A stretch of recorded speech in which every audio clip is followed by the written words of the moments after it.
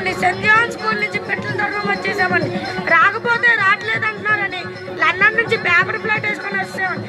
రాళ్ళు land అవుదామంటే petrol అయిపోయిందని దూకేసి వచ్చేసామండి. మా ఇంట్లో డబ్బుకి ధనానికి లోటే లేదండి.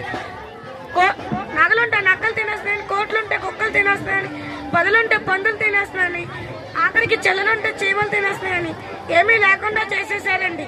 మా ఇంట్లో భోజనాలు పెడదామంటే బెండకాయ తింటే బెండ అయిపోతారు, వంకాయ తింటే వంగిపోతారని, చిక్కుడికాయ తింటే చిక్కుపోతారు, గోంగూర తింటే గోక్కుంటారు, పొట్లకాయ తింటే పొట్టు వచ్చేస్తుందని గన్నేరు పప్పు ఎండునేసి పెట్టామండి. తిన్నప్పుడు అందరూ బాగానే ఉన్నారండి. వెళ్ళి మంచాన్ని కలుసుకున్నారండి.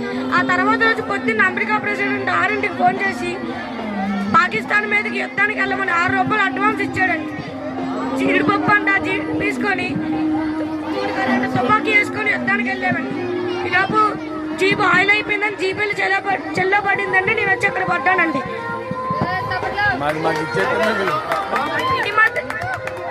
ఈ మధ్య ఇల్లు కడతామంటే పెంకులు అయితే పగిలిపోతున్నాయి, ఇటుకలు అయితే ఇరిగిపోతున్నాయి అని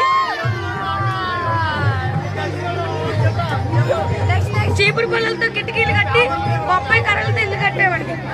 మా మామూలు మాకు ఇచ్చేస్తే పాకిస్తాన్ మీదకి యుద్ధానికి వెళ్ళిపోతామండి. మా దగ్గర కొన్ని ఫ్యాక్టరీలు ఉన్నాయండి. దువ్వాల్లో దూరుల ఫ్యాక్టరీ ఉందండి, పాలకొల్లో పందుల ఫ్యాక్టరీ ఉందండి, ఏడుల్లో ఎలకల ఫ్యాక్టరీ ఉందండి.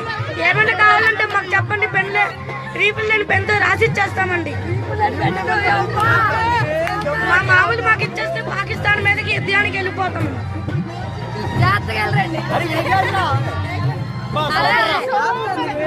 కుర్రు కుర్రు అమ్మ బలుగు జగనాంబ బలుగు సమ్మక్క బలుగు